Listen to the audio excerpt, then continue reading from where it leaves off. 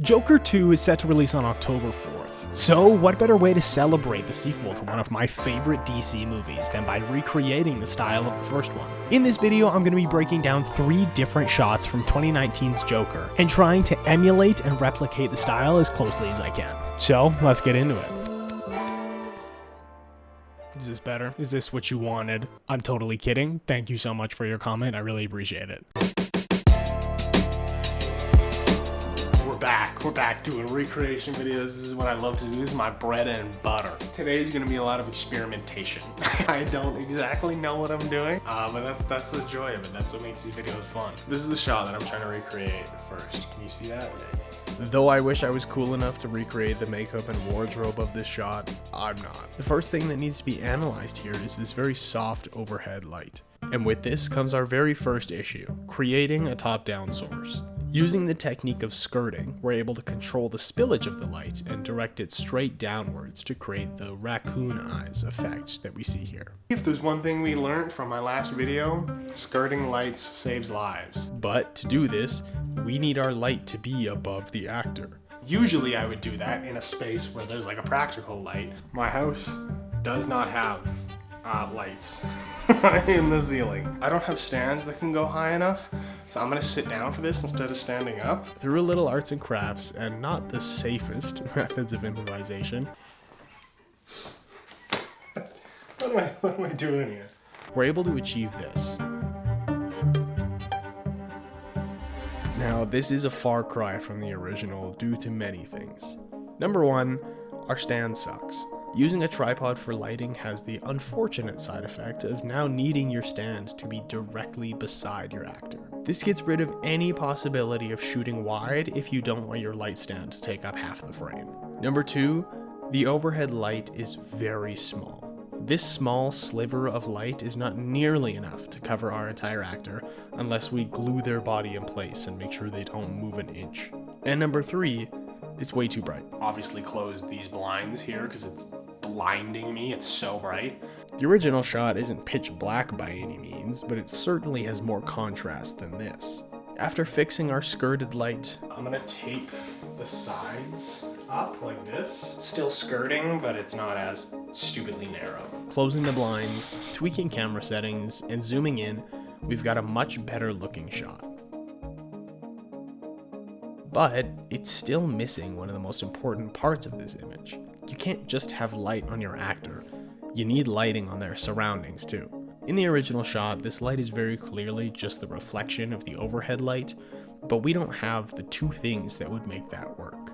We've skirted our light, which prevents it from reflecting at all, and the wall behind us isn't nearly as glossy and reflective as the one in this elevator. That then presents us with our second major issue, creating focused, reflected light from a light that has no focus. I only have 3 lights at my disposal. A small bicolored light bar that's already being used, a very small RGB LED panel, and a 100 watt 5600 Kelvin LED. None of these lights have any directionality to them, hence the skirting. I started with the Ulanzi panel thinking the softer source might help out our cause a little more, as well as not being too bright for the image.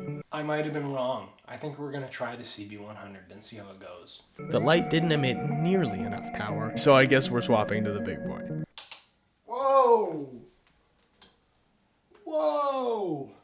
After wrapping a garbage bag around the front, we got something a little more suitable and controlled, which means it's time to shoot.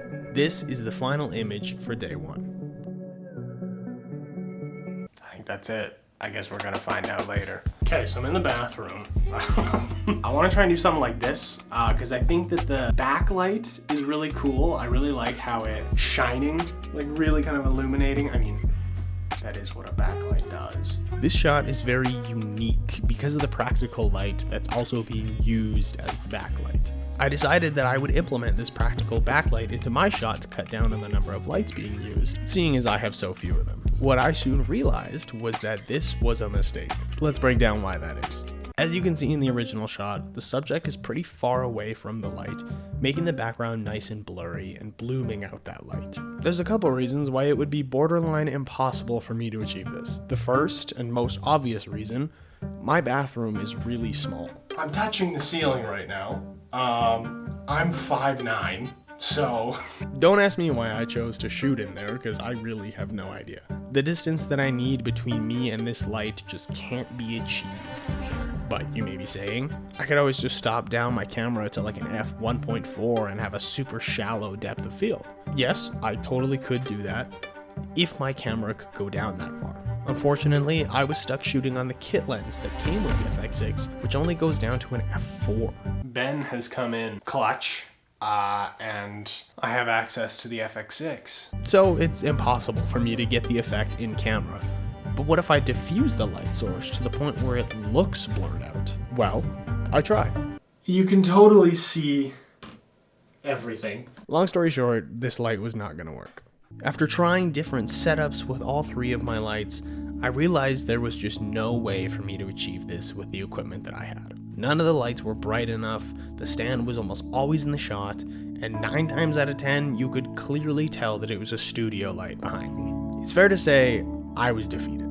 I thought about giving up and just making the video about one shot, but I wasn't super proud of that one either. It was in that moment that I had an idea. I think we might be onto something here. What if I just used the practical that was already in my bathroom? If I wanted a light behind my head with no stand, this one was staring at me all along. So I changed camera positions, set up a second backlight to act like the glow of the practical, slapped an orange binder divider on there to act as the CTO, and gave myself a key light. Oh, and it's falling. And with that, we have our second shot. I gotta finish the timer now. 2 minutes! Okay, so after 4 million hours of waiting for this footage to upload onto my computer, I can actually start editing and seeing if what I did was an absolute waste or if it was worth it. So we're gonna find out.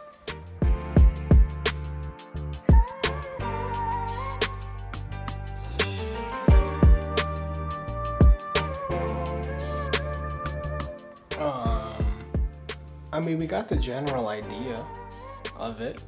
Obviously, what brings a lot of the beauty and visual interest to the shot from the Joker is, you know, the colors that he's wearing. You know, it's this dull brown background. His hair is this bright green. He's got this bright blue. He's got this orange. He's got this red. He's got the yellow. Lighting wise, we got it almost exactly right.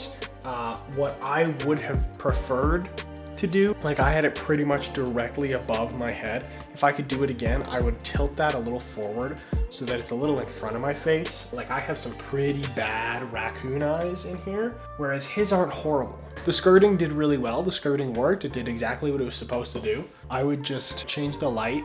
And I mean, obviously I need some color in my shot because I'm wearing gray.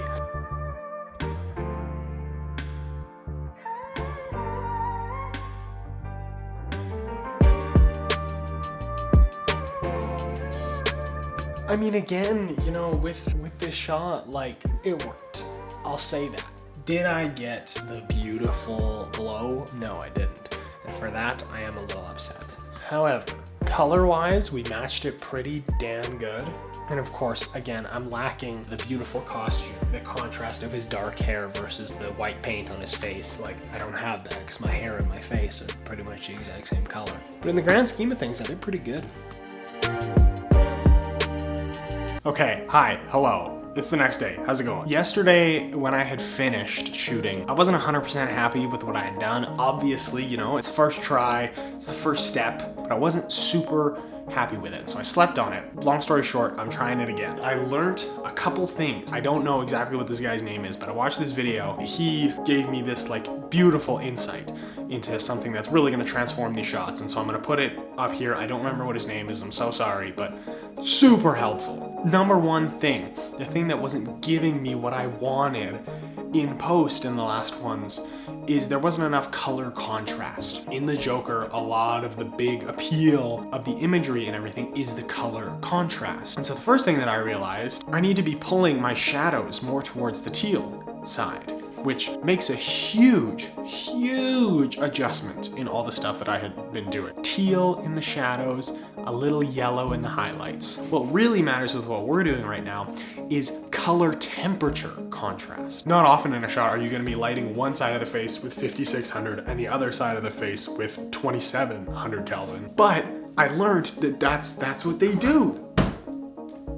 Specifically in that shot, the reason I couldn't get the right light on the one side of my face is because it's a cool light. I was trying to use warm, I was trying to match color temperatures. It's cool. So I'm gonna get changed into something a little more Joker style. We're gonna try this again. Okay, let me tell you what on planet Earth is going on here. It's laundry day, so the sheets aren't on the bed. Like I said previously, I'm not cool enough to actually paint my face, but I figured that in order to kind of get this shot a little better, I could strangle myself into a suit. But I learned a couple things, and I want to show you what I learned here because I feel like it's pretty important. First things first, and arguably one of the most important things, it's a wider shot. The first time when it was like super tight, it looked really stupid. And so a wider shot I think is definitely necessary. But the second thing is that the light needs to be coming from above, but slightly in front. So I actually just used our bedroom light because it is actually the proper color temperature. I made sure to do the front of it too, just so it wasn't spilling onto the background super crazy, because that way I could kind of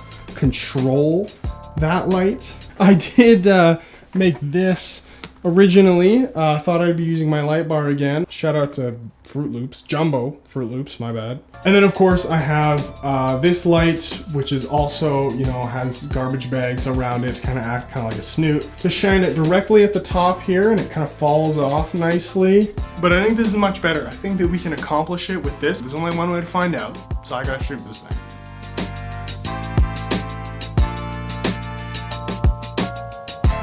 So for this one, because we already have a version of, sorry, you're in the bathtub again. Because we already have a version of it where I use the practical, for this one, I'm just gonna abolish the practical light. I really wanna focus on having that glow coming from behind my head. This is the shot where I'm really gonna focus on the whole dual color temperatures. All the other ones are gonna be around 32, 2700 Kelvin.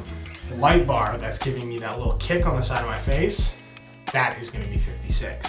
I think I might keep the Fruit Loop skirting on it just to see if it does anything. It might actually help, I don't know. Okay, so let me take you on a little tour around what's going on in here. So camera's down here with a very downward angle looking up as it was in the original shot. I have my light bar here set to 5600 Kelvin. This light over here, and I have it hiked up directly pointed at the back of my head so that it's creating that, you know, really nice glow. And of course, the orange binder divider on it, of course.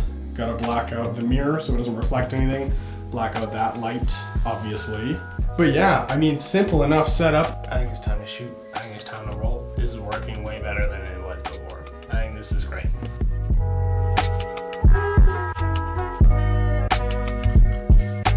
I'm on a roll here today, and so I want to try doing one more. What appeals me from this shot is the fact that, I mean, the lighting is decently simple, mainly just two lights. But what also appeals to me from this, I can do this costume. That's just pants. I got pants. So this is the setup that I kind of have going on here. Now that we have the camera here, as you can see in here, we've got that beautiful frame within a frame, and you've got the full kitchen. I can actually hide this stand behind the door of the fridge. Because I was trying to think, how the heck am I gonna get that light in my fridge? It doesn't work like that. So now that we've got that in place, all we have to worry about is this orange light that's gonna be coming from the background somewhere. Supposedly a window. However, I don't have any windows. Maybe I have an idea, I'm not sure. So the thought process is shoot that light from here, which is behind frame, over to up here, so that, you know, you've got just like this nice soft source, you know. Well, it's spilling everywhere, and I need it to just be up there. So that's where my problems currently lie.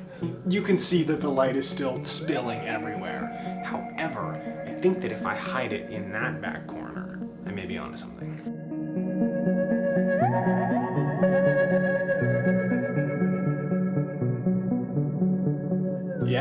Yeah, I'm onto something here. So if you can see in the other camera, the light is like where I want it to be. I'm just trying to get it to hit right up in that corner over there. I think I've done it. For this, I think it's a little more important to get the bluey turquoise more than it is to get the orange, because I could just warm that up in post. I think I am also gonna put a blue gel over this quickly, and then we're ready to shoot. Actually, you know what? Do you know what I'm gonna do? The binder divider doesn't stretch the whole length of it. But what does is painter's tape.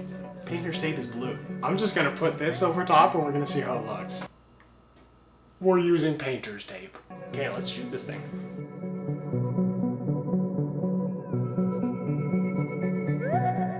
So after I took all those shots, brought them into DaVinci, did some color grading, and watched some tutorials, here are my 3 final shots.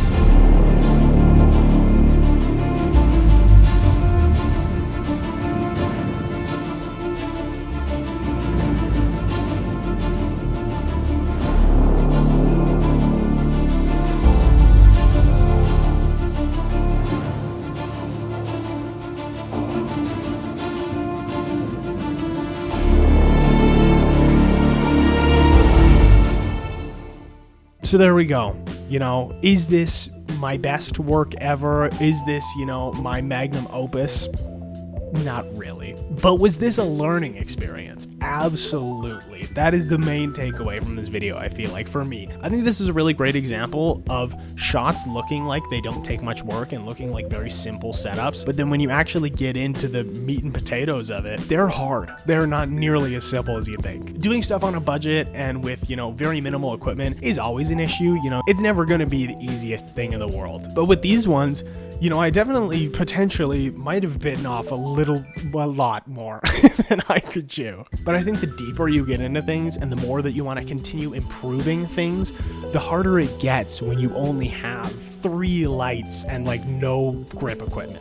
You know, it's like with everything. Once you're done, you go to sleep and, you know, you just continuously think about all these ways you can improve it. And I could have kept recording this video for weeks, but I felt like at a certain point, I need to just say, this is where it's at, and put it out to the world so that you guys can learn from the mistakes that I made and the things that I didn't quite accomplish. That's one of the scariest parts about making art, but I feel like one of the most important parts about it is, you know, you can't always only release the greatest work you've ever done because you're never sharing anything. You're never letting people in on what you're creating. So I think it's super important. I mean, I don't like doing it, to show, you know, some of your mistakes, some of your flaws, some of maybe not your proudest work, which is this. It's not my proudest, I'll tell you that much. But overall, I mean, I'm happy with them. I think that this is something that I hope you guys can learn from. I hope this wasn't just a waste of your time, but it's definitely something I can learn from. So that's all for this video. Thank you guys so much for sticking around. Obviously, I haven't edited the video yet, but I feel like it's gonna be a bit of a longer one. Please let me know if you want other videos in this style, if you want me to replicate the styles of other movies. Like, definitely let me know if there's other movies you have in mind. Please stick around if you're really into this style of content. If you like what I do here, I'd really appreciate it if you subscribed.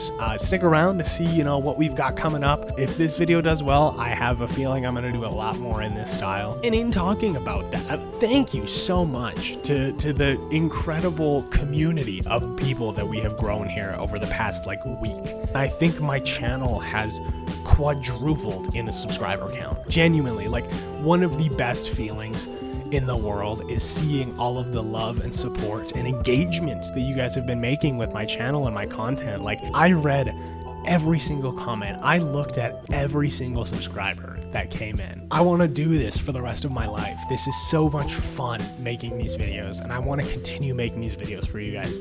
And it is thanks to people like you that I'm able to do this. So thank you so much, and I'll see you in the next video.